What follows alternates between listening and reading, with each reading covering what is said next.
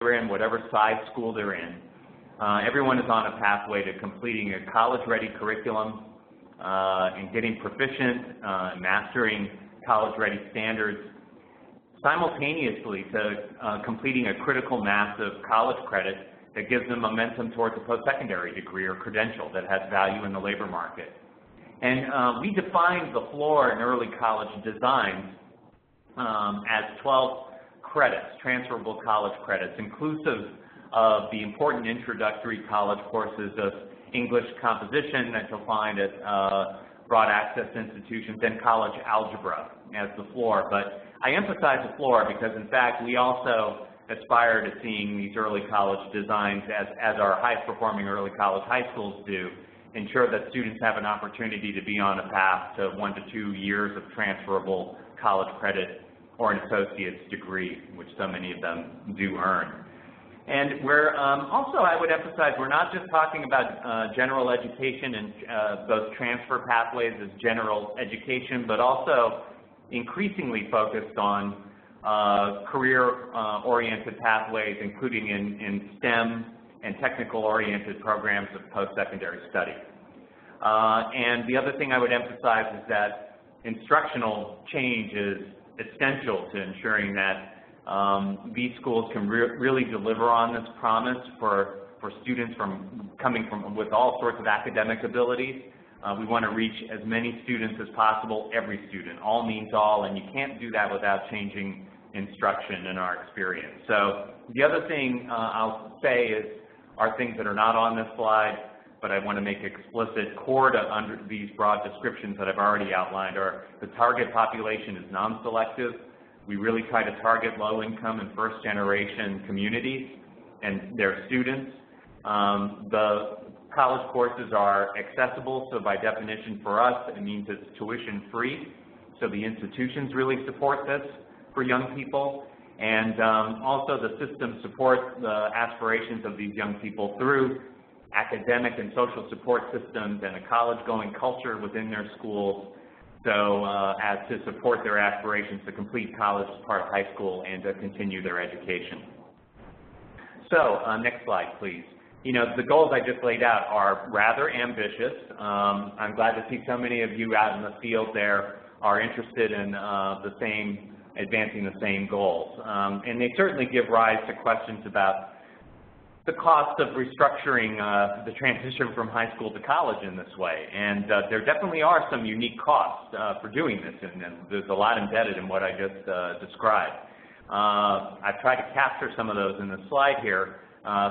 Some of these costs are most relevant to the startup phase, but others are ongoing. And the other thing I'll say here is it does not necessarily necessitate extra resources, although that certainly is helpful and often essential, but it at least requires, at a minimum, some shifts in resources and leveraging of existing resources in order to focus on these unique costs.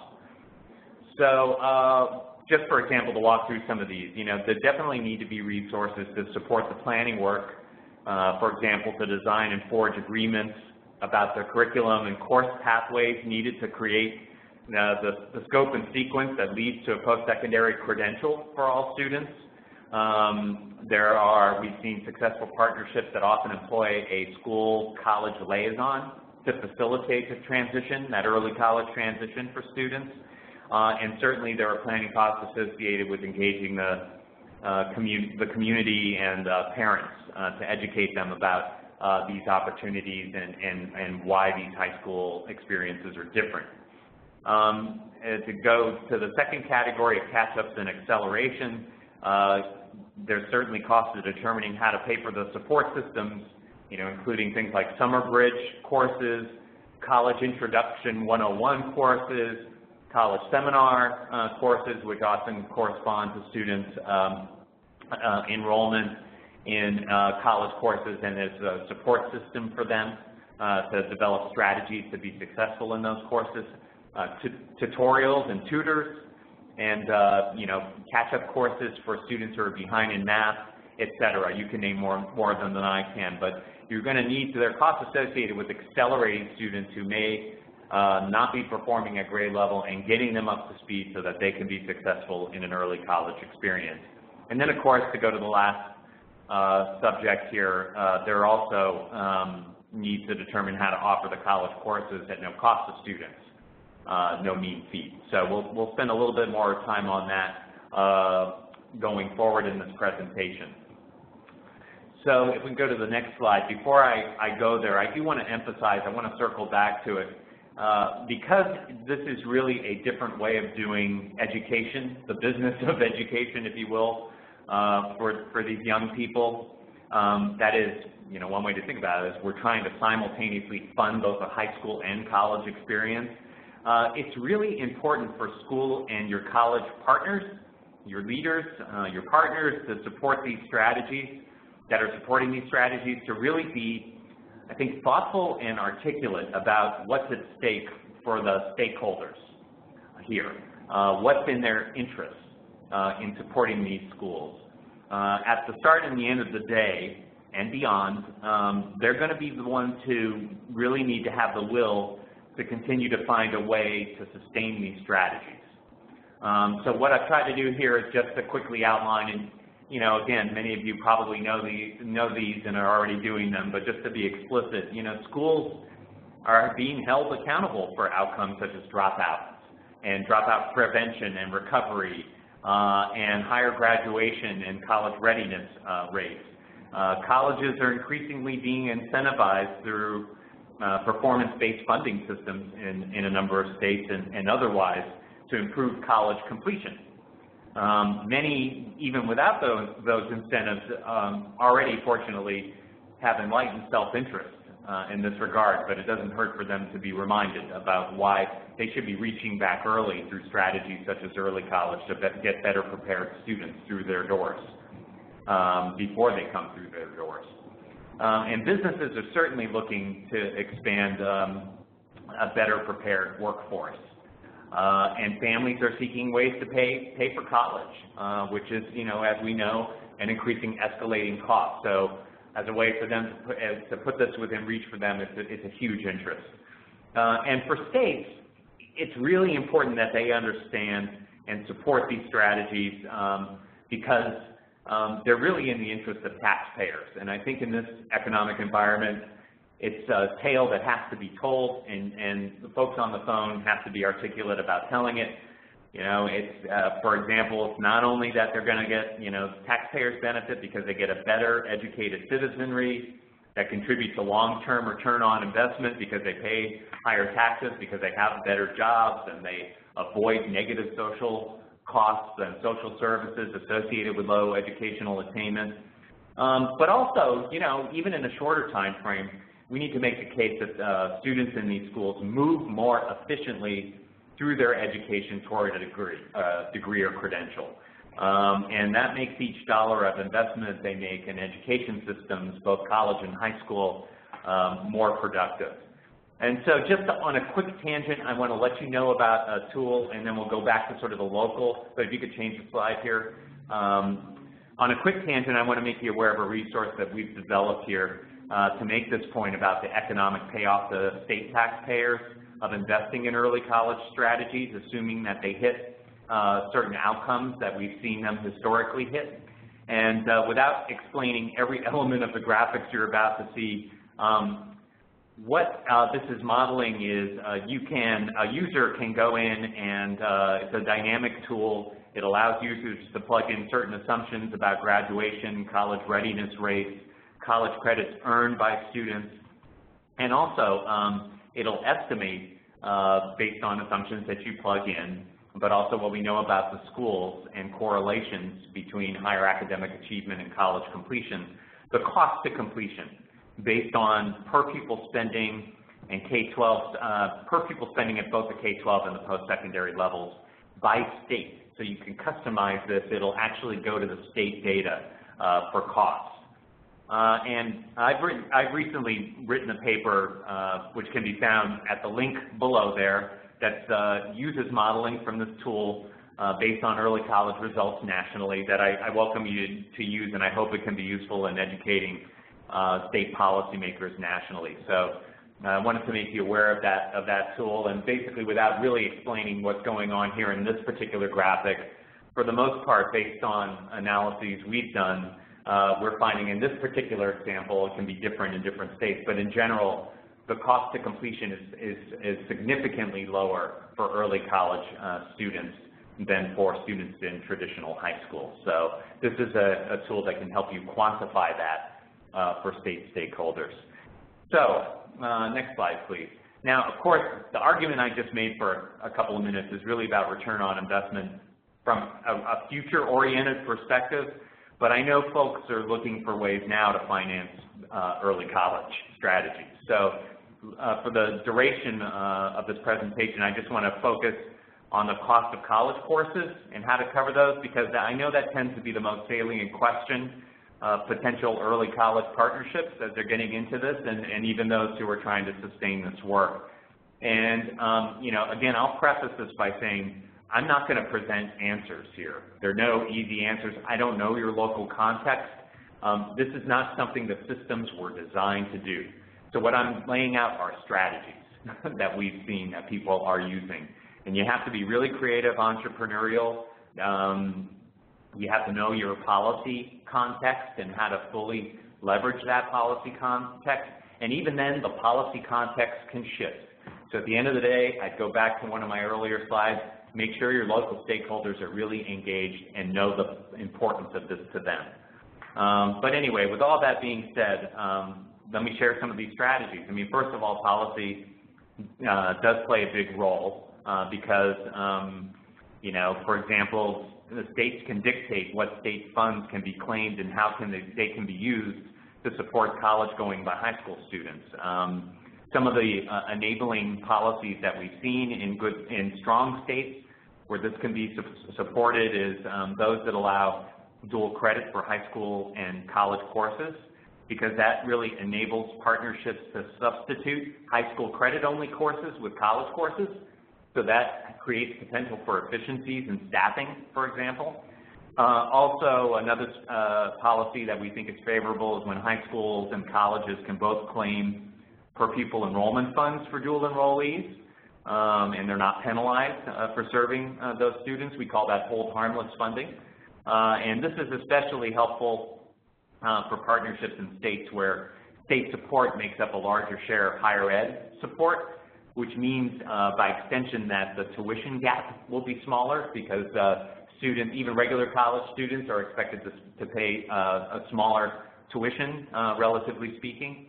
So if they're also able to pull down state funding, FTE funding, that makes the gap smaller for dual enrollees.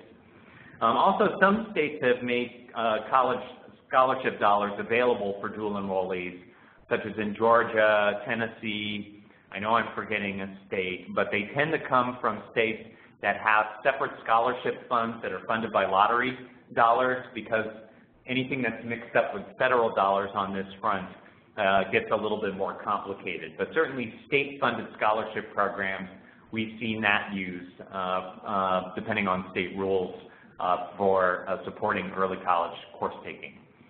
There are other funds that we found that schools use to help support the work, including Gear Up, Perkins, and SIG, School Improvement Grants.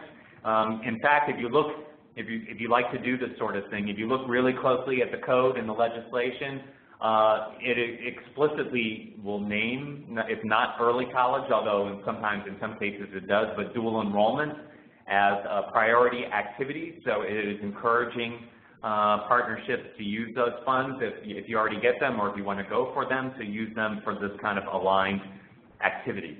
Also, Title I funds certainly can be leveraged to support the classroom and instructional support needed to successfully implement the early college design. So if we could go to the next slide, please. This all being said, there's no, as I said, I'll keep, there's no perfect solution or answer to funding these costs, and every locality and state is different, et cetera, et cetera. But here are some strategies that we've seen and documented that, you know, some of which you may have. I hope some of these may be new ideas to you. But we've seen partnerships increase their college course offerings through some of these strategies. So to start on left-hand column, we've seen high school, a real good strategy here. If you have faculty who meet the qualifications of the college to teach courses for credit, use them, because the beauty of the strategy is that it allows districts to use existing staff resources to offer the college courses. Another advantage is that there are lower transportation costs, and that students are with a teacher who is trained to support high schoolers.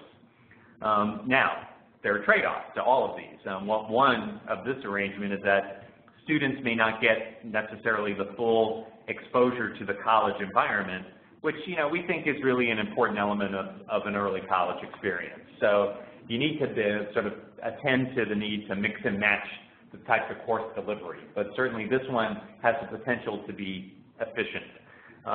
It's the same kind of trade-off that you'd find, which is another strategy that's related. You need to mitigate against it but we've seen partnerships pay a stipend to a college teacher to deliver courses on a high school campus, which can be less expensive than paying fees per student. So that's another consideration in your design to use. Now, another challenge is you may not have enough teachers who are qualified to be able to do this. But we've seen some districts that have encouraged high school teachers through incentives, teachers who may be close, who started on their master's, who need a few more credits, or want to do a new one altogether, and they're very motivated to do so. They encourage them to get their master's degrees in a subject area to become adjunct faculty, and they're making that investment in their staff and in their students by extension in this early college design. It also can create, another rung on the career ladder for teachers and enable, and also enable the offering of more college classes. So it can be a win-win scenario that we've seen established by some districts. Another strategy that we've seen to move to the middle column is to combine dual credit courses with AP courses. The advantage of this is it can allow for the leveraging of special state funding that's dedicated to AP courses and some federal funding, both for courses and textbooks, if you can figure out how to align the AP curricula with the college courses that are equivalent. Now, one thing, just a word of warning, one trade-off potentially is that it can raise questions as to what constitutes a college-level course. It may raise eyebrows around that. So you have to be careful about understanding what the standards are for credit, how the curricula are aligned, and the syllabi, et cetera. So partnerships really need to do their homework on that front before going down this road, but it can create some openings in terms of funding sources. And just to talk about textbooks for a minute, it's an underrated but a very real cost and a potentially high one. And we've seen a lot of mitigation strategies on this front. Again, if there were a few solutions on the other fronts or even fewer here, but we have seen schools, things to consider are, try to work with your college partner and the professors to reduce the number of edition changes that they have so that you don't have to keep buying new editions. That can drive up costs. We've seen strong relationships with the college partnership actually enable those sorts of arrangements and lower costs. Sharing books between students can, so they don't own them, which is, kind of a negative, but on the positive side, you can stretch limited resources if you are willing to dedicate the resources to making sure that students are taking care of their books and returning them. But we found that that's worked pretty well in some partnerships. And finally, the fewer and more focused your courses at the college level and your curricular pathways are, obviously the more focused and efficient your spending on textbooks can be as well. So those are just some strategies on that front. So next slide, please. I want to end here before taking questions. I've been going on at length, but I hope you found some value in some of these strategies. I just wanted to give you a slice. But here are some resources on this slide that I hope could be useful to you. The first is has more of a state policy focus, but it does have some useful information for local partnerships looking to leverage various state funding streams. And the second resource there is an early work that my colleague of mine, Michael Webb, has done on the small schools, early college, high schools model, that has much relevance for still for understanding the startup cost of early college strategies writ large. And also, the last one here is a deep look at how some Texas partnerships have designed their early colleges and paid for the college credit. I think it's a really useful piece. Even though it's a unique state policy environment, the local strategies that were used are still quite instructive. So I would encourage you to take a look at that piece. So I want to just turn it over to Dudney at this point, who I think is going to open it up for Q&A. Thank you very much, Joe. We'll now provide some time for you to ask questions. We're going to provide you with a minute here to allow you to write your questions into the chat box. Then we'll read the questions out loud, and Joe, as well as Michael Webb, will provide their thoughts and responses to your questions. We'll try to get to as many as we can between now and 4 o'clock. I see that we have one already from Josh. Thank you very much for submitting that question. So we'll just hold off for a minute here, give you some time to ask some questions, and then we'll start off. Yeah, and I will just add here, because Dudney sort of let the cat out of the bag. I should have introduced him earlier. Dr. Michael Webb I've invited to join us for this part of the session, because he is, first of all, he's the author of one of those reports, and secondly, he has a lot of experience advising partnerships about these very sorts of strategies. So I just thought you get more bang for the buck with two of us here, so I invited him to come in and help me out. Plus, I thought you might get tired of hearing my voice after 45 minutes or so. So welcome, Michael. Thank you. So we'll allow 1 minute here, or 30 seconds here, and then we'll start to answer your questions.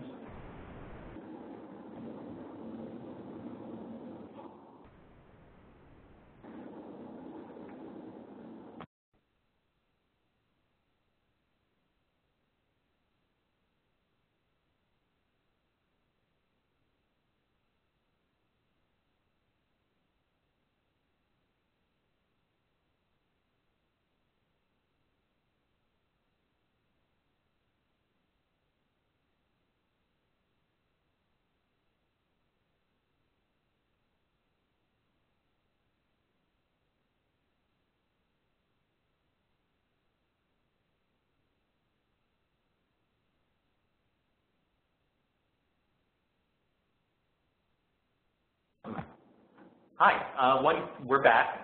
So we have a couple of questions.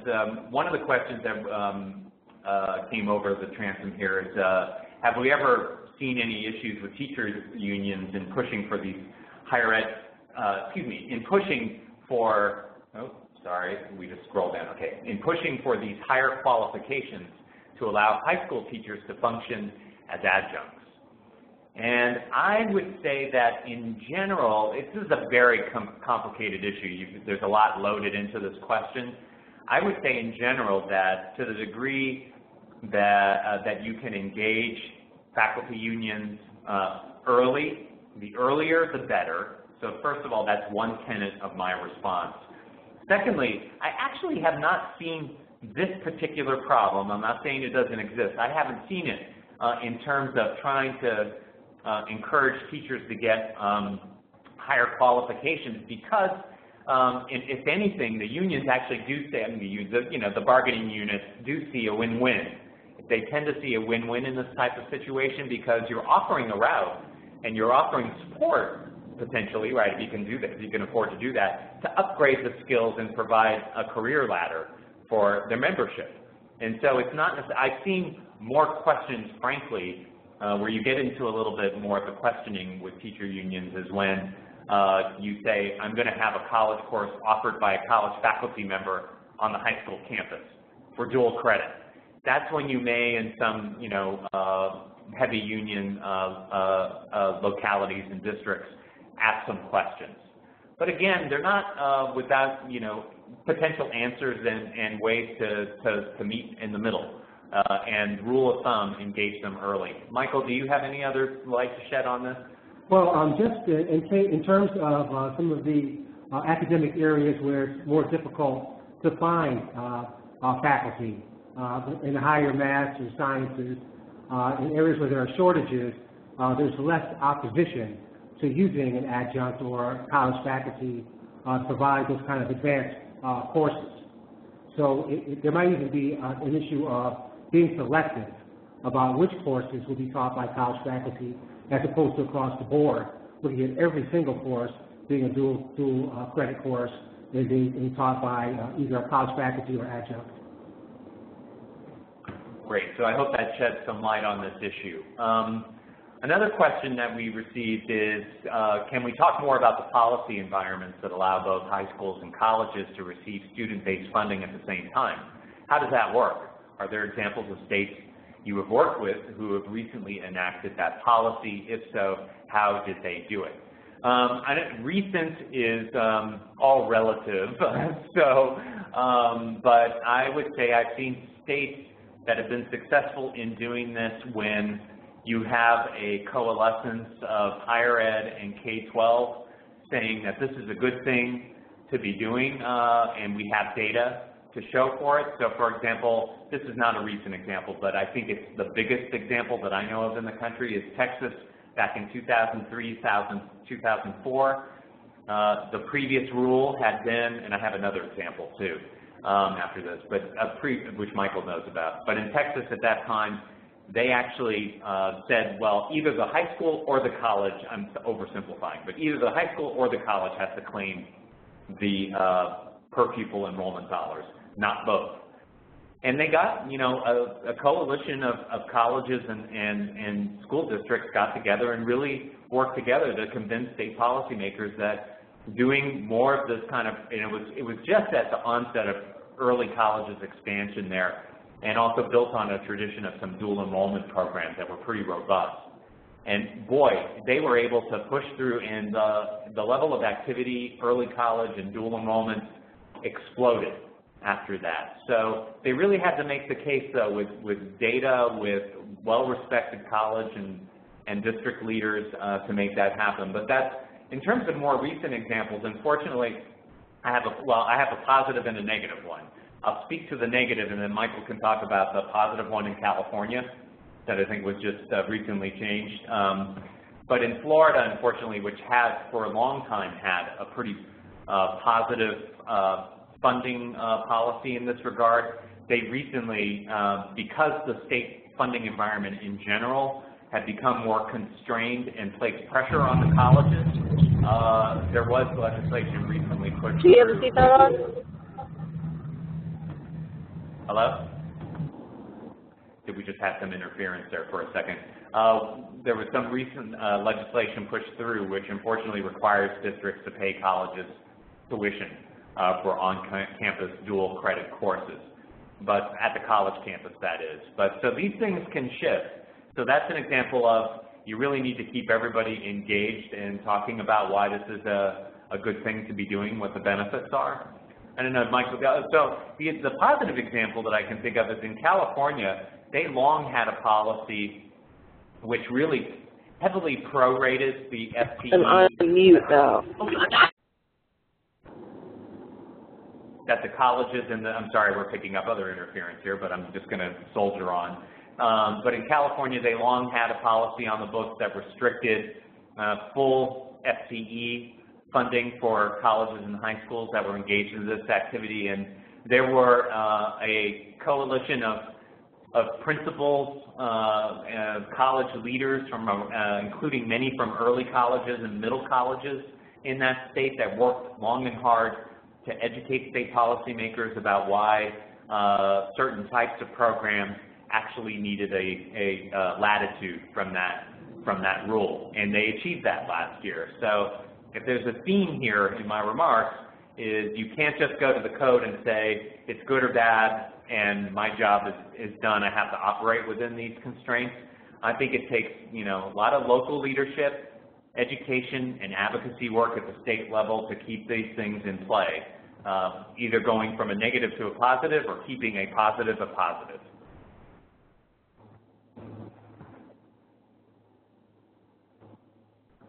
Were there other questions, Bethany?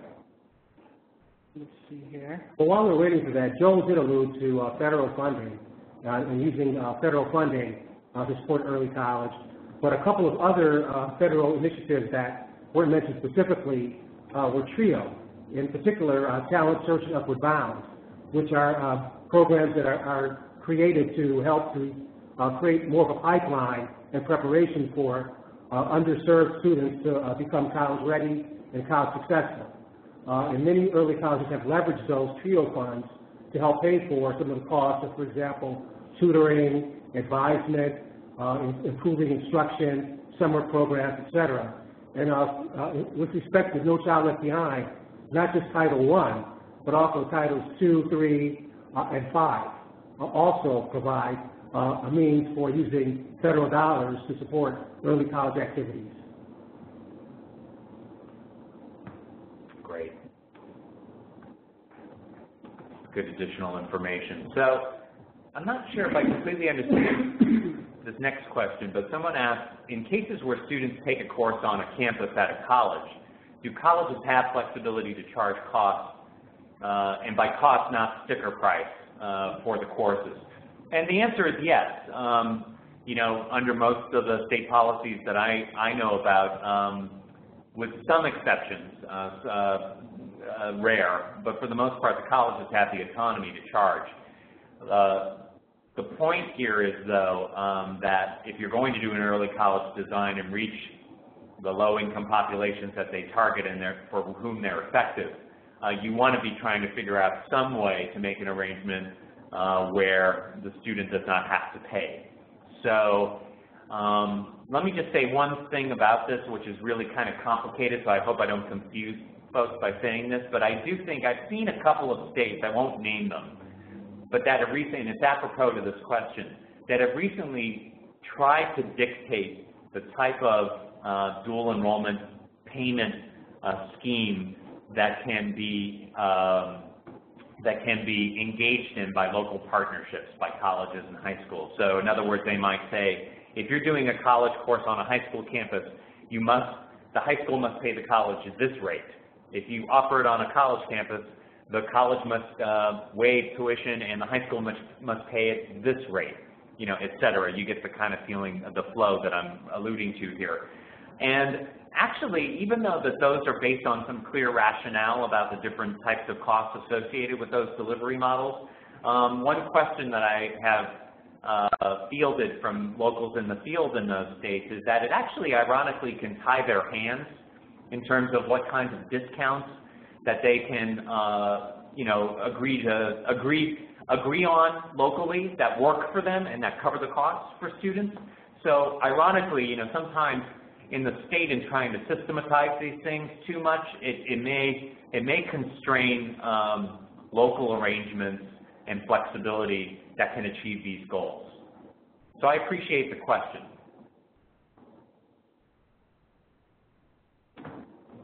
Are there any other questions?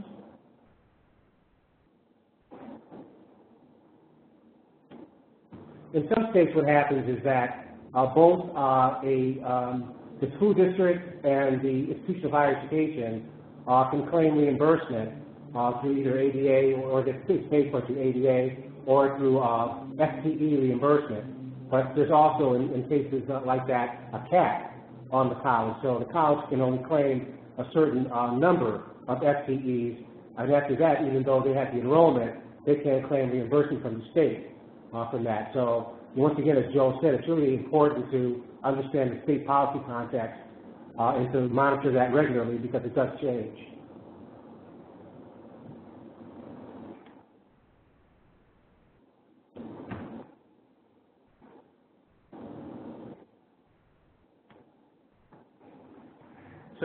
So one last question for now, unless we still have time. So there's still time to type in in the chat box your question if you have them.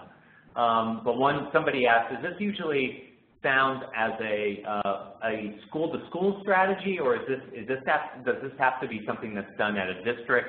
You know, I think I'm hearing who implements these early college designs, and the answer is all of the above. We've seen you know, school districts that have actually you know, wanting to start new schools especially when small schools were reformed, that was, you know, quite prevalent nationally.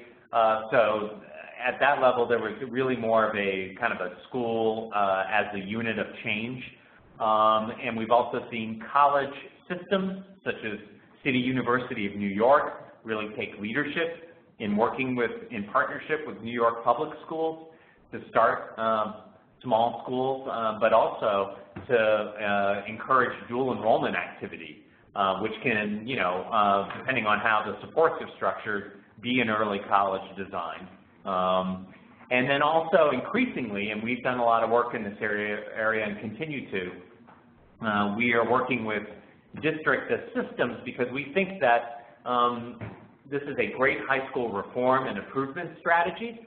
So we've worked with school districts to try to systematize this and make this something that all of their high schools and middle school feeders prepare students to do. So in essence, it can be a strategy that's taken up at all those levels, and up to actually even at the state level, where we've seen states try to create schools. And I don't know if you heard yesterday in Maryland, if any of you were on the phone for Maryland, keep attuned to this. I think the governor came out with a $2 million STEM early college initiative that was announced yesterday or the day before. So someone asked about if we could elaborate more on partnerships with AP courses, and I think we can do that. AP courses are something we see as being potentially quite complementary to the dual credit approach. I think each of them has their trade-offs, but we've seen them used well in tandem in early colleges. So one example is, they may appear on the same scope and sequence for students in the same school, and you may have AP courses being offered in 10th grade as a ramp up to the actual college courses, or vice versa. And the trade-offs are, the AP courses have an exam that is standard nationally, and that can be a good marker that people understand that. Depending on how students do on that exam, they understand that the AP, the exam score stands for something. Now, on the other hand, the students have to score at a certain level in order to get the credit, that's the model. Whereas in a dual credit class, if they pass the course, C or above, they get the credit right away, and there is a certain sense of momentum that they get from having gotten that we think is very valuable. So there are more sort of different, I can talk about the different trade-offs, but we've seen them used in complementary ways in schools, in early college designs, and the one example I alluded to was from a financing perspective. In places where we've seen the courses combined, that they can potentially yield both AP exam credit, base credit, and also college credit by the partnering institution. That is a potentially powerful combination and relationship, because the student can get the best of both, potentially. And also from a financing perspective, if the AP, it's more likely that the AP textbook is on the state list for funding, thus enabling the district to use their funds on those textbooks, which is not always the case for college textbooks that are just offered for college credit. So that's one concrete example I'll use of how that kind of arrangement can be leveraged.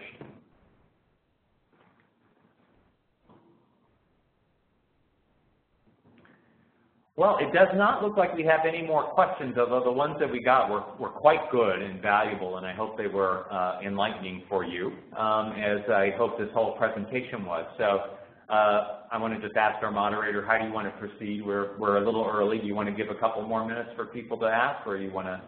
Yeah, we'll give 1 more minute, if folks want to add in any more questions. If not, we just have a couple more slides and we'll wrap up.